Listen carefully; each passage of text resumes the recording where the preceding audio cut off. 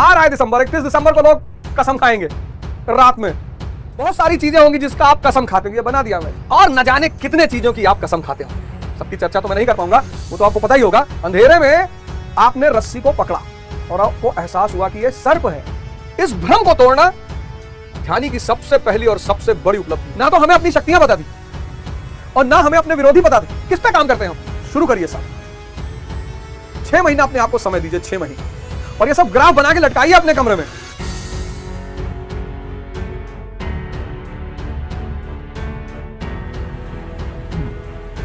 जय हिंद फ्रेंड्स। जय हिंद फ्रेंड्स। सदगुरु महाराज अलगानंद के चरणों में सादर चरण स्पर्श। यथार्थ गीता की धारा शुरू हुई, जिसका उद्देश्य है आपको धारा यथार्थ गीता के सार और उसके उद्देश्यों से अवगत कराना। कितना प्यारा शास्त्र है भारत का, कितना प्यारा। भारत कहता है द्विज, द्विज मतलब ट्वाइस बॉर्न। ये भारत की एक इतनी बड़ी विद्या है जिसको भारतवासी खुद ही भूल गए। द्विज, ये भारत की सर्वोत्तम खोज है। द्विज, द्विज मतलब ट्वाइस बॉर्न, 2 बार जन्म।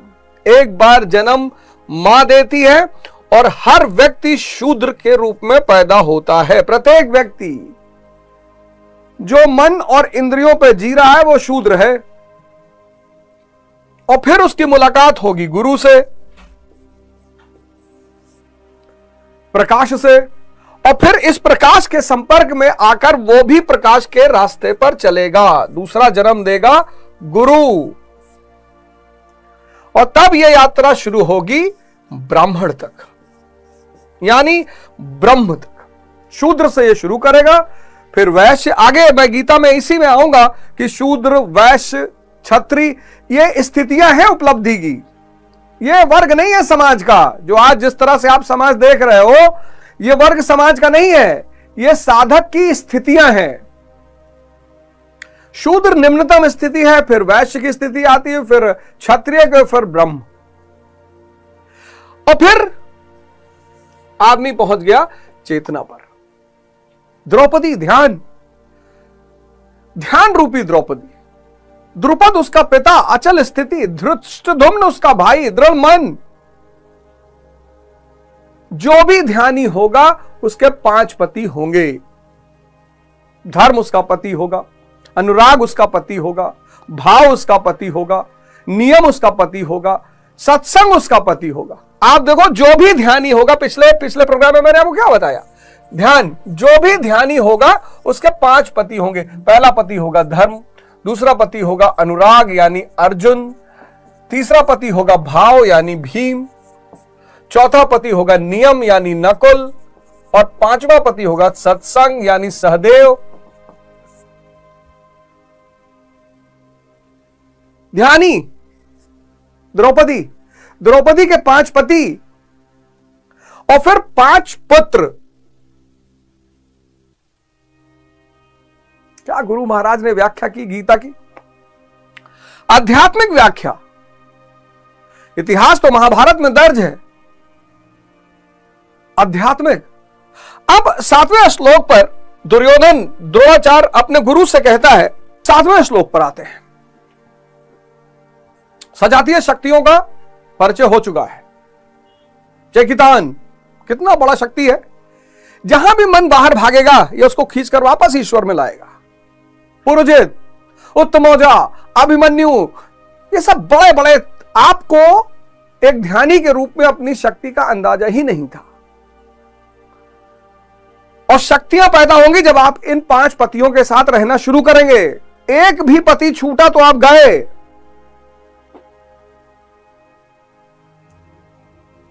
एक भी पति छूटा तो आप गए, आपका विनाश सुनिश्चित है। तो यह सजातीय शक्तियों का वर्णन था।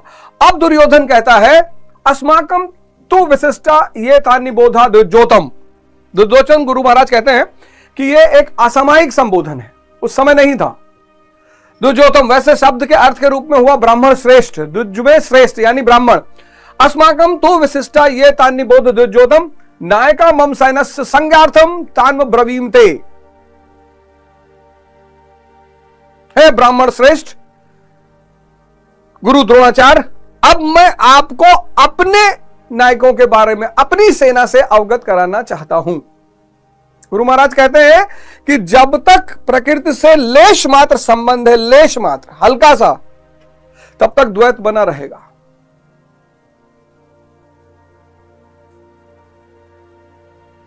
द्रोणाचार्य, द्वैत, दोहरा आचरण। तो अब यह कह रहा है कि अब मैं आपको अपनी सेना से अवगत, और यह बड़ा इंपॉर्टेंट है। अभी तक आप पांडवों की सेना से अवगत हुए, अब आप कौरव दुर्योधन की सीमा देखिए, अब आप कौरव दुर्योधन की सेना देखिए, और इस सेना के जो नायक हैं उनसे आप डेली लड़ाई करते हैं। अपने सेनापति तो आप भूल गए, और दुर्योधन के सेनापतियों से आपकी डेली लड़ाई चलती है, लेकिन चूंकि आप उन्हें पहचानते नहीं, बेहोशी में डूबे हैं ना। ध्यान मतलब होश में लाने की प्रक्रिया।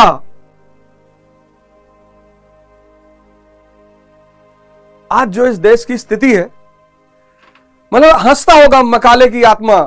वो चाहता था 1835 में मकाले ने यही अपने बाप को पत्र लिखा था। उसके बाप ने पूछा कि क्यों अंग्रेजी शिक्षा दे रहे हो इनको। कहा, अरे बाबूजी, अंग्रेजी शिक्षा इसलिए दे रहा हूं कि ये रंग और रूप में तो भारतीय होंगे, लेकिन विचार में अंग्रेज होंगे। और अंग्रेज क्या, रंगरेज भी नहीं हो पा रहे हैं। अंग्रेज कपड़ा पहन रहे हैं तो उनको समझ में आ रहा है हम क्यों पहन रहे हैं। भाई वहां अगर छोटा कपड़ा पहन रहे हैं, कपड़ा फाड़ के पहन रहे हैं, तो उनके पास हर चीज की वजह है। वो शराब पी रहे हैं तो उनके पास वजह है। यूरोप का आदमी शराब पी रहा है क्योंकि -10 डिग्री सेल्सियस में रहता है। यहां के आदमी को पता ही नहीं। मकाले की आत्मा हंसती होगी और अट्ठास लगा के हंसती होगी कि ना ये भारतीय रह गए, ना ये अंग्रेज रह गए, ना रंगरेज रह गए, ये पता नहीं क्या हो गए, ये पता नहीं क्या हो गए। आज की जो स्थिति भारत की है, ध्यान अनिवार्य है जीवन में। ध्यान मतलब रोशनी।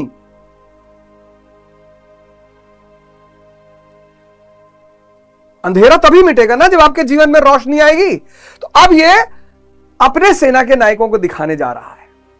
तो दुर्योधन अब अपने सेना नायकों से आपको परिचय कराएगा। आप डेली उनसे लड़ते हैं, लेकिन चूंकि आपको पता नहीं तो जिंदगी नरक बनी हुई है।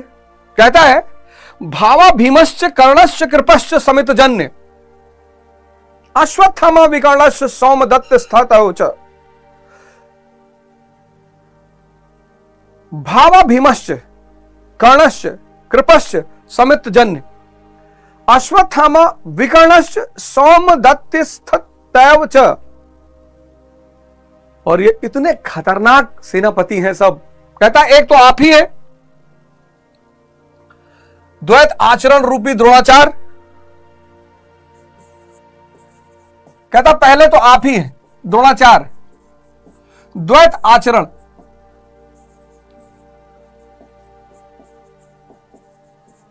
द्वंद्व, क्या पहले तो आप ही हैं। फिर है भीष्म। बड़ी चर्चा हुई है भीष्म की, बहुत चर्चा। ये जिसको समझ में आ जाए, भ्रम रूपी भीष्म।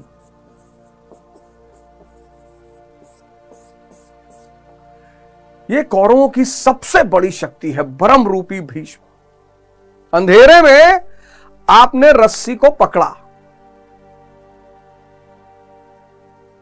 और आपको एहसास हुआ कि यह सर्प है।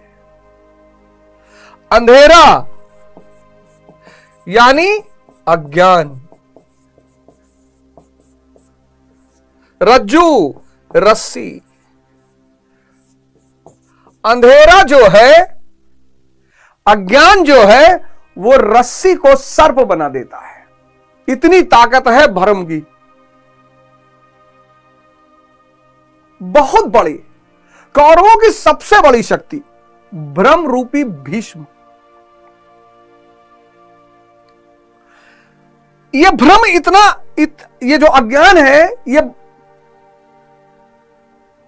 रस्सी को, अंधेरा है अज्ञान, उस अंधेरे में ये जो भ्रम है, ये रस्सी को सांप बना देता है। इतनी ताकत है इस भ्रम में, ताकत कि व्यक्ति ने रस्सी पकड़ा और सांप का एहसास हुआ कि सांप ने काटा और मर गया। कोरोना काल में कितने लोगों की मृत्यु भ्रम की वजह से हुई। बुखार हुआ, जुकाम हुआ, हल्का सा, वैसे भी जब जुकाम सर्दी होती है तो सांस लेने में दिक्कत होती है। कोरोना छोड़ो, वैसे आम जब सर्दी होती तो सांस लेने में दिक्कत होती है। और जिसको भी सांस लेने में दिक्कत हुई रात में, वो लगा कि कोरोना हो गया भैया, मर गए।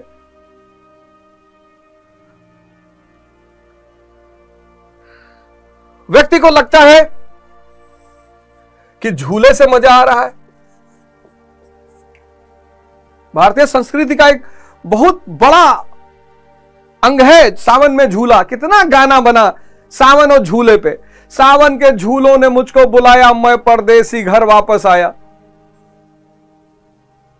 ये जो झूला है ना, इसी पर आज ज्यादातर वाटर पार्क बने हैं, डिज्नीलैंड बना है।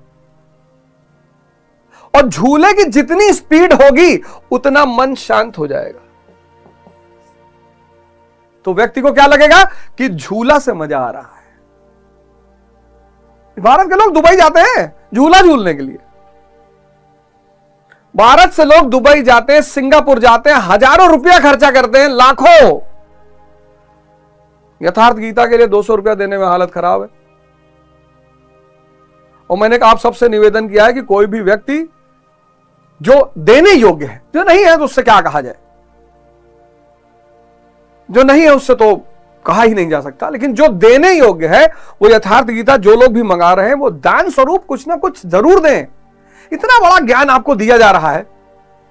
यह भ्रम है कि झूले से मजा आ रहा है। झूले से कोई मजा नहीं आ रहा है। झूला क्या कर रहा है, उसकी जो स्पीड है वो क्या कर रही है, वो आपके मन को शांत कर दे रही है। वो जो मन शांत हो रहा है उससे मजा आ रहा है। शराब या जितने भी टाइप के नशे हैं, नशा ही ले लो आप, ये क्या कर रहा है, ये जो सबकॉन्शियस है, सबकॉन्शियस इसको शांत कर दे रहा है। ये मन को शांत कर दे रहा है। ये भ्रम है कि शराब से मजा आ रहा है, मन की शांति का मजा आ रहा है। स्त्री पुरुष जो भी है,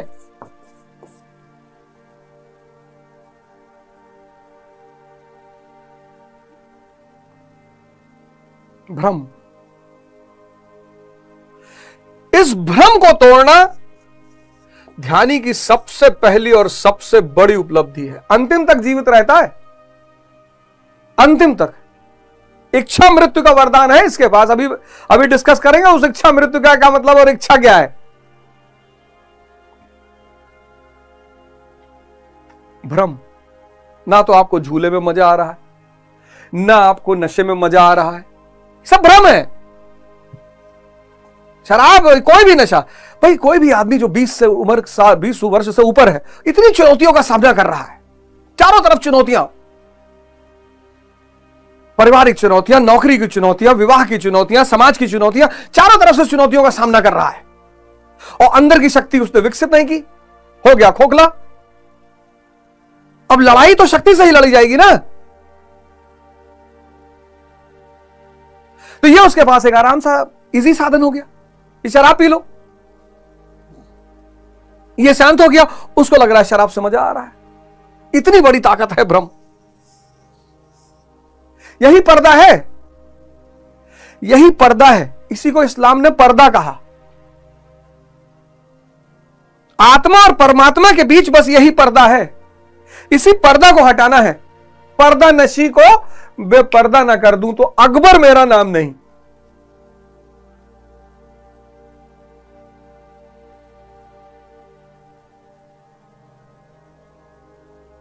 महान वही है, अकबर यानी महान। महान वही है जो पर्दा नशी को बेपर्दा कर दे। कैसे? साधना से। तो पहला द्रोणाचार्य और दूसरा बहुत बड़ी ताकत भीम। फिर तीसरा कर्ण। यह कौन है? विजातीय कर्म के रूप में विजातीय कर्म,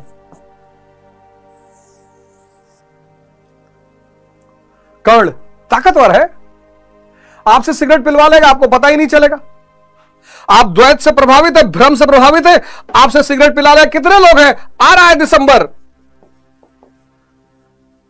आ रहा है दिसंबर, 31 दिसंबर को लोग कसम खाएंगे रात में कि बस कल से सिगरेट नहीं पीना है, एकदम ताव में कि नहीं पीना है, चाहे जो हो जाए। पर चूंकि आपको अपने सेना के बारे में पता ही नहीं, आपको धृष्टद्युम्न के बारे में पता नहीं, चेकितान के बारे में पता नहीं, अनुराग के बारे में पता नहीं, भाव के, आप अकेले इनका शिकार होते रहते। अब कुछ लोग कसम खाएंगे नॉनवेज नहीं छुएंगे, नहीं तो गुरु महाराज बहुत मारेंगे लाठी से, कोई मुर्गा नहीं खाएंगे।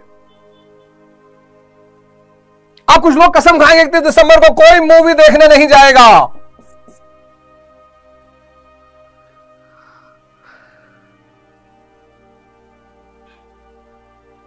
विजातीय कर्म है कर्ण, छोटा मोटा योद्धा नहीं है। 31 को कसम खाएंगे, 12 बजे उठेंगे दूसरे दिन, क्योंकि रात भर नाचेंगे। 1 बजे ये कर्ण कहेगा कि अरे नेहरू जी भी सिगरेट पीते थे, ऐसे थोड़ी था कि कोई सिगरेट नहीं पीता था। बड़े बड़े वो फिदल कास्त्रो सिगार पीता था, वो स्टालिन सिगार पीता था, क्या बड़े लोग सिगरेट नहीं पीते थे? फिर आपको याद आएगा, फिर एक अंदर द्वंद्व शुरू हो, युद्ध शुरू हो जाएगा कि नहीं यार कल गुरु महाराज की कसम खाए थे यार। फिर कहेगा अरे यार ऐसे थोड़े कोई एक दिन में छोड़ देता है। गुरु महाराज भी कहते हैं कि आराम से सुधार करना है, एक दिन में जान नहीं देना है। सब यही कह रहा है, सब कुछ यही कह रहा है, पॉजिटिव भी यही कह रहा है, नेगेटिव भी, और आप बैठ के चुपचाप देख रहे, आप देख भी नहीं पा रहे हैं। अरे गुरु महाराज कहते हैं कि ऐसे कष्ट अपने आप को नहीं दिया जाता, भगवान सबको प्यार करते हैं और हम गुरु महाराज के बच्चे हैं, भगवत हमको गुरु महाराज माफ नहीं करेंगे। फिर कहेगा अच्छा चलो डेली एक धीरे धीरे खत्म करो, फिर 2 बजे तक एक सिगरेट पिलवा देगा। इतना बड़ा महारथी है ये कर्ण। विजातीय कर्म, और न जाने कितने चीजों की आप कसम खाते होंगे। सबकी चर्चा तो मैं नहीं कर पाऊंगा, वो तो आपको पता ही होगा। बहुत सारी चीजें होंगी जिसका आप कसम खाते होंगे। ये बना दिया मैंने, सोच लीजिएगा आप क्यों हार जा रहे हैं। आपको अपनी सेना का एहसास नहीं है, और दुश्मन की सेना बहुत ताकतवर है। अगर अपनी सेना का एहसास ना हो तो दुश्मन की सेना बहुत ताकतवर है। जब तक आपको एहसास, और हमारे आपके साथ तो 2 लोग, एक भगवान साक्षात अंदर और एक भगवान साक्षात बाहर। अर्जुन के पास तो एक आदमी है श्री कृष्ण, हमारे पास 2 आदमी, एक अंदर चेतना, एक बाहर महाराज अलगड़ानंद।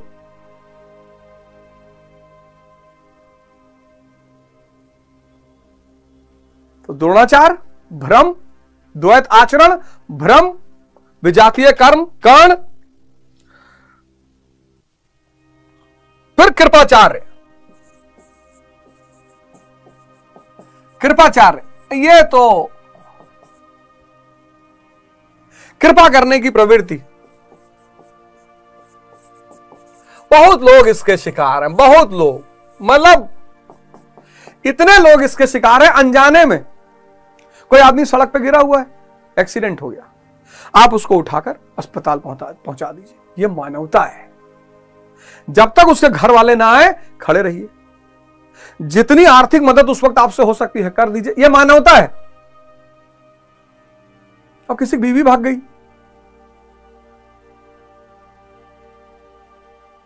और आप उसके साथ दिन भर बैठे हैं कि नहीं भागना चाहिए था, गलत बात है, बताओ तुम 15 साल रखे अपने साथ और पाले पोसे बड़ा किए,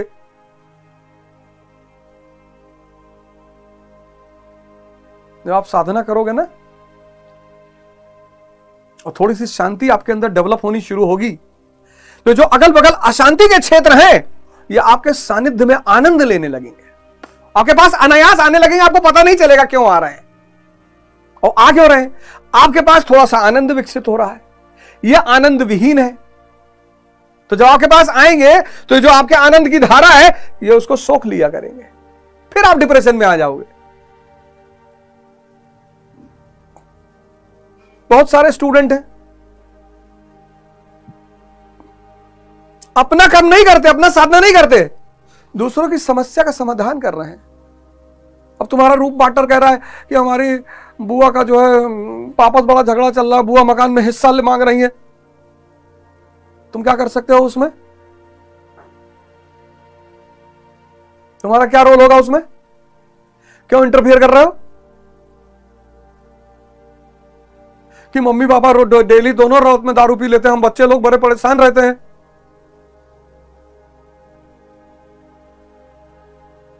किसी की मदद करो, वो भी अपनी सीमा में। संसार के दुख बांटने की कोशिश मत करो, नहीं तबाह हो जाओगे। यहां राजा महाराजाओं को भी दुख है, यहां ऐसा कोई इंसान है ही नहीं जिसको नहीं है। यही बात तो किसी को समझ में नहीं आ रही है।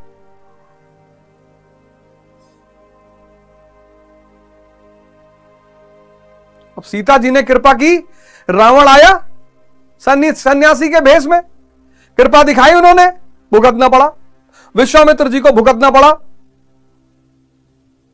कितनी बढ़िया बात लिखी गुरु महाराज ने उसमें, लिखा कृपा बिनु संत कसाई, और कृपा करी तो आफत आई। बहुत सारे केस होते हैं, भाई लड़की ने रात में हाथ दिया, भैया मेरा घर है मुझे छोड़ दीजिए, कई सारे केस हुए, और फिर उसने पलट कर केस कर दिया। तो अगर रात में कोई स्त्री आपको कहीं सड़क पे दिखाई पड़ रही तो आप फोन करिए, अपनी गाड़ी में बैठे रहिए, फोन करिए, पुलिस बुलाइए, उससे उसकी मदद करवाइए।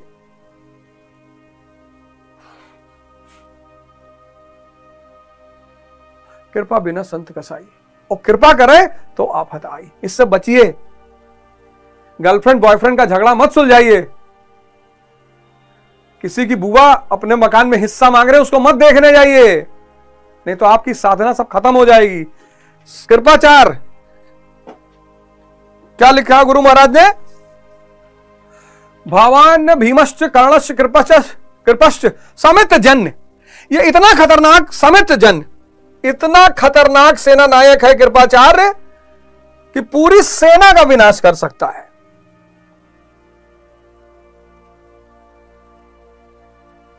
पूरी सेना को ऐसा फंसा देगा, आपको ऐसा उलझा देगा कि आप उस दलदल से निकल ही नहीं पाओगे। फिर अगला सेना नायक कौन है? अश्वत्थामा विकर्णश। अश्वत्थामा, बड़ी चर्चा होती है अश्वत्थामा पर। अश्वत्थामा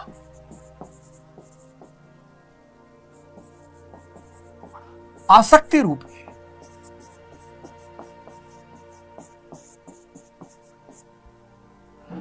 आसक्ति रूप अश्वत्थामा। क्या बात है। पिता कौन है? द्रोणाचार्य। वाह, क्या गुरु महाराज, समझिए, द्रोणाचार्य पिता किसका? अश्वत्थामा का।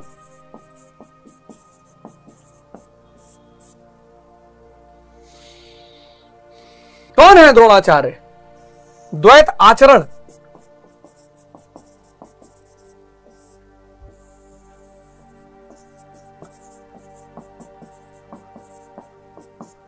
द्वैत आचरण, जब तक द्वैत जिंदा है तब तक अश्वत्थामा का अस्तित्व रहेगा। अस्तित्व, उसके बाद भी वो मिटेगा नहीं। बड़ी शानदार बात है, इसको समझिएगा। जब तक द्वैत जिंदा है,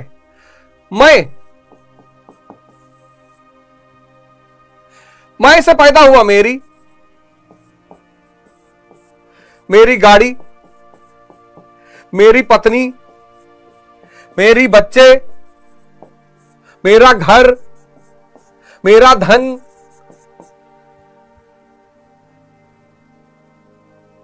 आसक्ति। जब तक द्वैत जिंदा है, मैं मजबूत है। अब अवध ओझा जो है, पैदा हुआ 17 जनवरी 1972 शाम 4 बजे, जिला वाराणसी।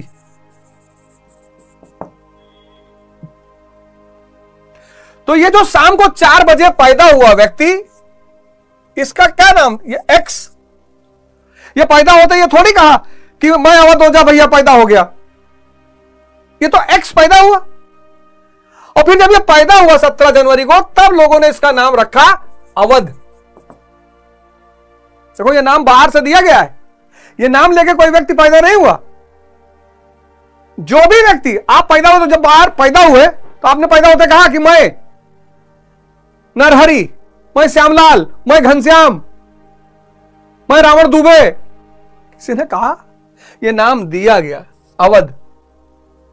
फिर जैसे जैसे ये बड़ा हुआ तो इसको बताएगा कि ये तुम्हारा परिवार, अवध का परिवार, ये अवध का घर, ये अवध के बच्चे, अवध का धन। लेकिन ये जो पैदा हुआ था एक्स, जिसका कोई नाम नहीं था,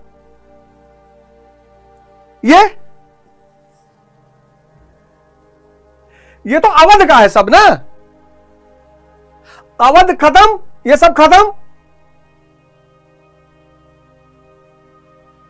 ये जो उस दिन पैदा हुआ शाम को 4 बजे 1972, जब पैदा हुआ उस वक्त तो इसका कोई नाम ही नहीं था। इसका सारा ब्रह्मांड है।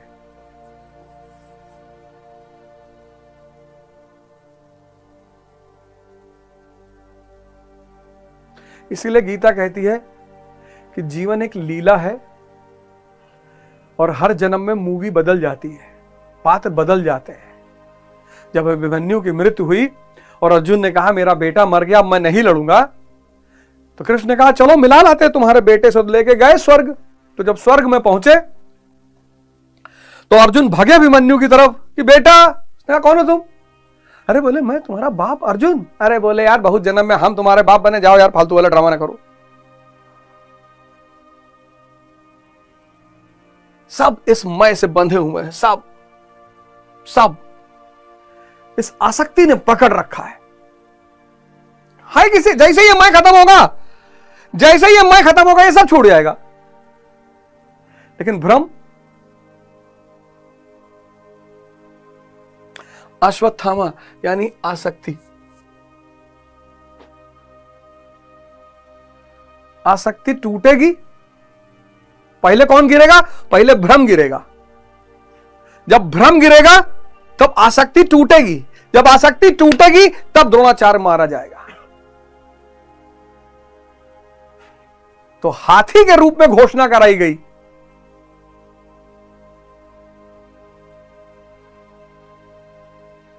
अश्वत्थामा, आसक्ति। लेकिन ये अमर कैसे, इस पे आगे चर्चा करेंगे। अश्वत्थामा अमर कैसे। फिर विकर्णश, विकल्प रूपी विकर्ण।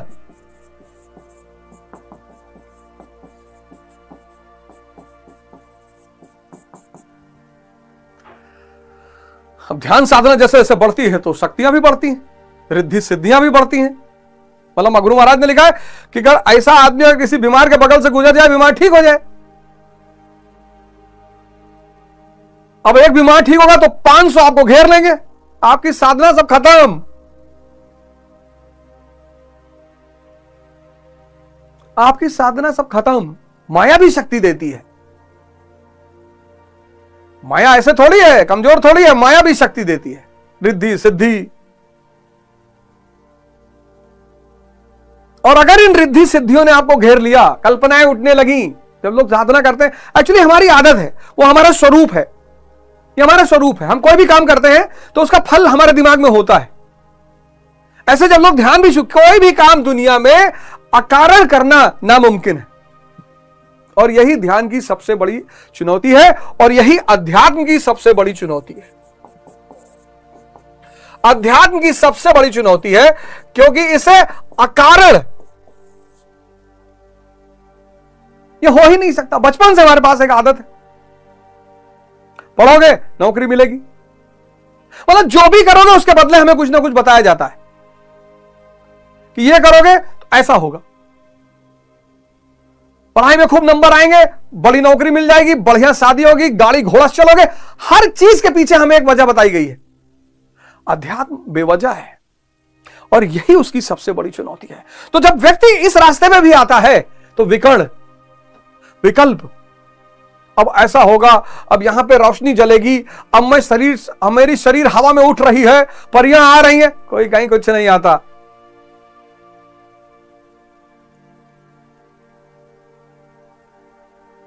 और जब थोड़ा हल्का हल्का सूरज निकलना शुरू होता है, उसकी शक्तियां अगल बगल दिखाई पड़ने लगती, उसमें जो उलझा गया, खत्म। फिर भूरि श्रवा,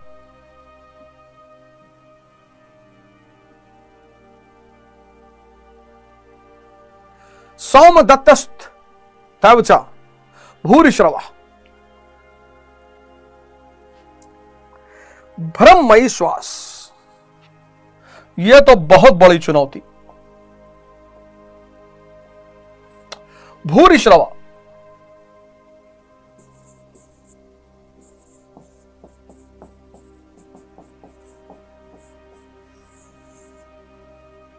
भ्रममयी श्वास,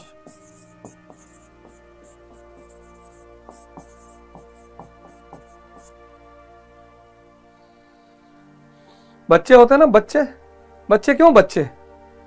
फिर आपने किसी बच्चे से कहा, 5-6 लोग बैठे हो, आपने कहा ये जो बच्चा है बबलू, ये घर का सबसे होनहार बच्चा है, हम सब इसे मानते हैं, और इतना बढ़िया लड़का पूरे खानदान में पिछले 3000 साल में नहीं पैदा हुआ। और फिर आपने उस बच्चे से कहा चाय ले आओ, पान ले आओ, साबुन ले आओ, ये, और बच्चा बेचारा दौड़ दौड़ के सारे काम कर रहा हो। तो जब वो बड़ा होता है तब उसको पता चलता है कि कैसे हमारी तारीफ कर करके हमको शोषण किया गया था। तारीफ शोषण का सबसे बड़ा हथियार है। किसी ने किसी रिक्शे वाले से कभी कहा कि बहुत बढ़िया रिक्शा चलाते हो यार, क्योंकि उसका कौन शोषण करेगा। इसीलिए जो जागृत शक्तिशाली लोग होते हैं ना, जब आप उनकी तारीफ करते हो तो वो उसको चाटुकारिता मानते हैं। नजर में रहते हो आप उनके, ये डेली आके कहता है कि भैया आप तो एकदम विष्णु भगवान की तरह दिखते हैं, मत किया करो। और तारीफ सुनने की लत दुनिया की सबसे बड़ा रोग है। भूरि श्रवा, प्रशंसा सुनना, प्रशंसा कि आप ऐसे हैं, आप वैसे हैं। शिष्य लोग गुरु महाराज की बड़ी प्रशंसा करते हैं और बड़ी बड़ी कहानियां सुनाते हैं गुरुओं की। गुरु महाराज एक बार जा रहे थे गंगा से, तो मछली के ऊपर खड़े होकर इस पार से उस पार निकल गए। एक बार तो रात में कोई नहीं मिला, तो एक तो मगरमच्छ आया, कहा महाराज अब हमारे पीठ पे बैठिए, हम पार करा दें। ये सब शिष्यों का काम होता है। ये दुनिया का सबसे बड़ा रोग है और साधना का क्षय करता है ये बहुत खतरनाक। तो पहला कौन? पहला कौरव की सेना का पहला सेनापति द्रोणाचार्य, द्वैत। दूसरा उससे भी ज्यादा खतरनाक भीष्म। तीसरा कर्ण, विजातीय कर्म। चौथा अश्वत्थामा। पांचवा विकर्ण। छठा भूरिश्रवा।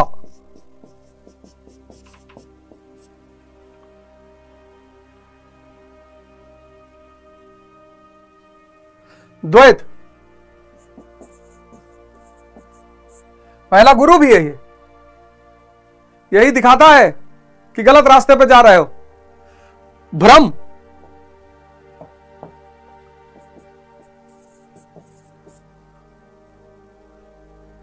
विजातीय कर्म,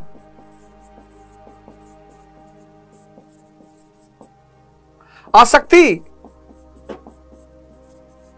द्वैत की वजह से, विकल्प, प्रशंसा,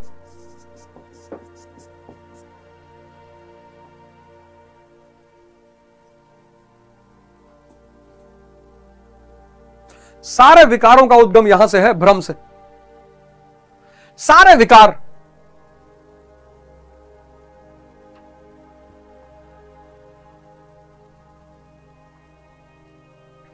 इनके अपोजिट में कौन खड़ा है?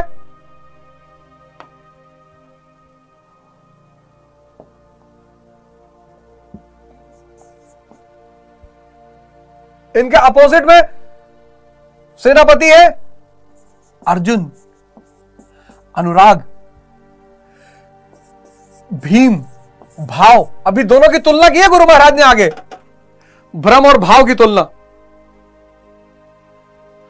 अर्जुन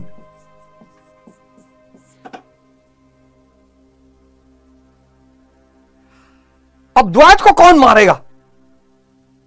अब कौन किसको मारेगा, यह बड़ा इंपॉर्टेंट है। अब महाभारत के युद्ध में कौन किसको मारेगा, इसका भी ग्राफ बनाएंगे। भीष्म को अर्जुन नहीं मारेगा, भीष्म को शिखंडी मारेगा।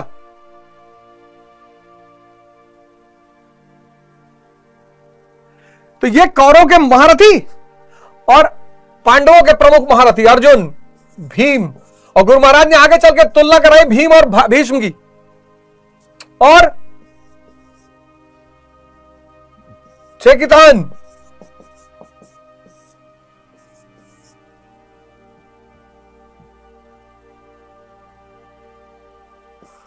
पुरुजित,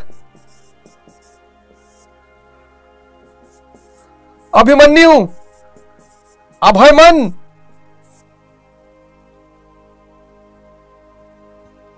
दोनों सेनाएं आमने सामने खड़ी हैं। आपने कभी इस तरह से सोचा कि ये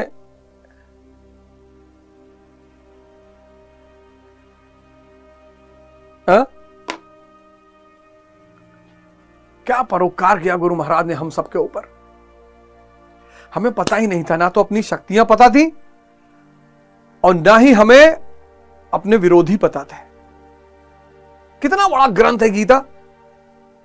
ना तो हमें अपनी शक्तियां पता थी और ना हमें अपने विरोधी पता थे। किस पे काम करते हैं हम? तो आज का आदमी किस पे काम कर रहा है? मोटिवेशन पे। वो एक अलग शराब है।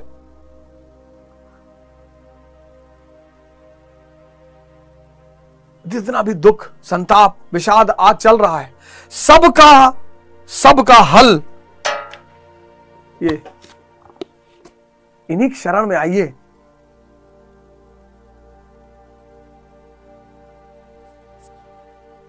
देखिए, आपको पता था अपनी शक्तियों के बारे में। और अब आगे डिस्कस करेंगे कौन किसको मारेगा, द्रोणाचार्य को कौन मारेगा, किस पे आपको ज्यादा काम करना है। भीष्म को कौन मारेगा, कर्ण को कौन मारेगा। आसक्ति कैसे जाएगी, पूरा साइंस गुरु महाराज अवगानंद। हमारे यहां आश्रम में बड़े बड़े संत महात्मा हैं। गिरी महाराज हैं। गिरी महाराज वो पुराने संतों जैसे हैं। कोई गलत बात सुन ले क्रोध के बिना रहते नहीं है। आशीष महाराज हैं। आशीष महाराज एकदम बुद्ध की तरह आपको हमेशा मुस्कुराते हुए मिलेंगे। नाराज भी होंगे तो भी मुस्कुराते हुए मिलेंगे।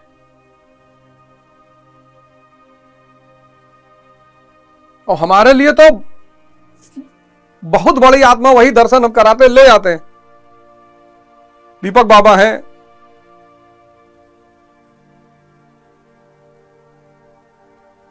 आइए आप सब लोग, पूरे विश्व को मैं आह्वान करता हूं, आइए गुरु महाराज के आश्रम में आइए। और हमारे जो गुरु महाराज लोग वहां पर हैं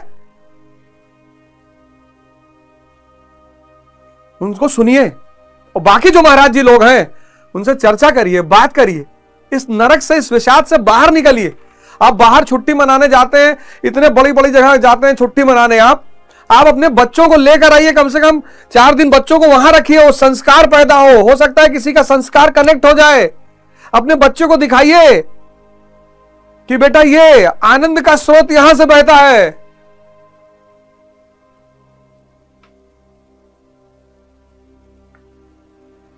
बाकी घूमने भी जाइए, ऐसी बात नहीं, लंदन, अमेरिका, गोवा, सब जगह घूमने जाइए, ऐसी बात नहीं। गोवा में जाके ध्यान करिए, बिना ध्यान के गोवा मत जाइए, क्योंकि गोवा में आपका दुर्योधन बहुत हावी हो जाएगा, दूषित धन वो बाहर की तरफ भगाएगा ले जाके आपको, और फिर गोवा से आप यहां आ जाएंगे, फिर परेशान करेगा। गोवा में कौन है? दुर्योधन ज्यादा मिलेंगे आपको, दुर्योधन आपका बहुत हावी हो जाएगा, भीष्म बहुत शक्तिशाली हो जाएगा गोवा में।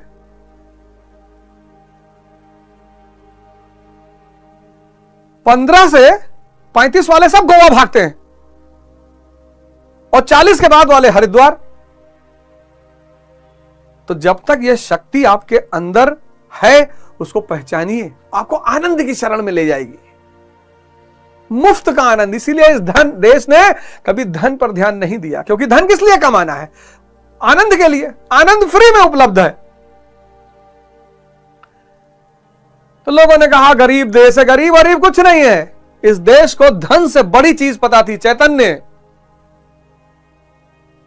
तभी तो कबीर ने कहा साईं उतना दीजिए जामे कुटुंब समाए, ज्यादा चाहिए ही नहीं, ब्रह्मांड है मेरे पास।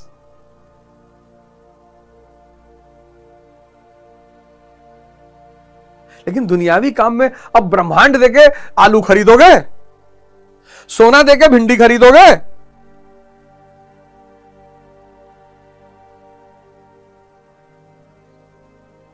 ये देखिए दोनों पक्ष की शक्तियां।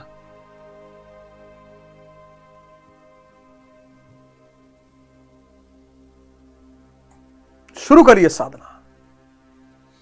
6 महीना अपने आप को समय दीजिए, 6 महीना, और ये सब ग्राफ बना के लटकाइए अपने कमरे में, और ध्यानी बन जाइए। और 5 पति,